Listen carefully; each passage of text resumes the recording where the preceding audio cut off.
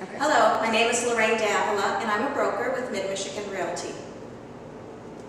I'm versed in commercial listing and selling, as well as residential listing and selling. I thoroughly enjoy working with home buyers. That's what gives me most pleasure. Daniel and Heidi are first-time home buyers. When they called, they are renting, they were renters, and their lease is not up yet.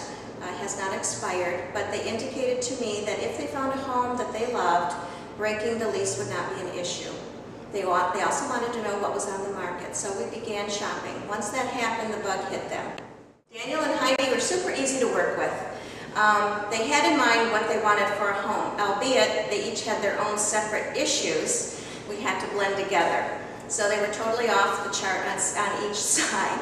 They did, though, really take my constructive criticism about each home that we were viewing in perspective. They'd go home, ponder it, pros and cons, and then we'd begin again with the next set of houses. Since Daniel and Heidi are from Oklahoma, which is totally different from Michigan, and very far away, they had no family here either, so they heavily relied on coworkers and friends from the area that they began garnishing friendships with, to help them with the areas that might interest them, as well as being close to where their work is as well. Having said that, two things. 80% of the work is done. Number one, they each had ideas of what they wanted in a home that definitely would end up blending together, and then lastly, where they wanted to be located. So that's a big issue. So it's not like they were out there, we don't know what we want to do, we don't know where we want to go, we don't know what we want in a house. So this was a lot of issue already taken into place. Inventory was never an issue. Our area has a lot of homes on the market.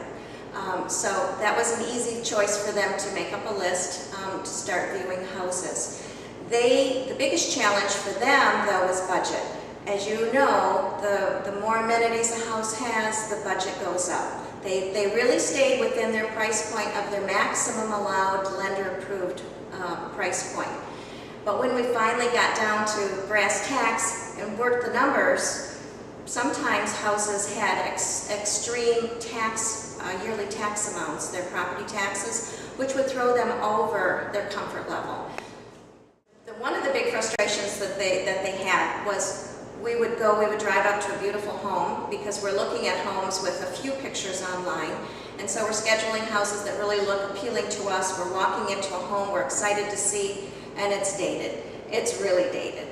Badly dated with, old carpet, pink bathrooms, pink plastic bathrooms, things like that. So, there's a lot of issue with these houses. And so what that means to them is two things: time and extra money to prepare this house to be able to live in it the way they want to. So that was an issue that they kind of put to the wayside. We would look for something that didn't need repair. The most disheartening thing that happened after viewing many homes, they did find their dream home.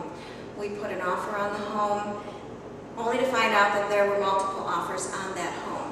What happened next was that the highest offer that they put in, which was their best, was not the best. They did not get that house. So consequently, what came from there is every house we looked at after that, they would compare to this house, and we would talk about it. And it was a tough time. It was a time where you would wonder if they would say, okay, I'm not going to look for houses anymore because I'm too devastated over it.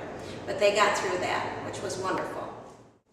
By strategizing, after going through the disheartening point of losing the home that they really wanted, we strategized, came up with a lower price point, and by doing that, it also made them realize that they can carry this mortgage payment with just one income, and that excited them, and that made them, look for houses, because then that second income was the savings, was the safety net, was all of those things that it would be. Is that they needed a home that had enough square footage that would carry all of but they had a lot of family from out of state because they were from Oklahoma, so they needed space as well, because they were starting a new family, but they also needed space for relatives to come and visit, and so they needed enough square footage on the first or second levels in case there wasn't a basement accommodating those needs.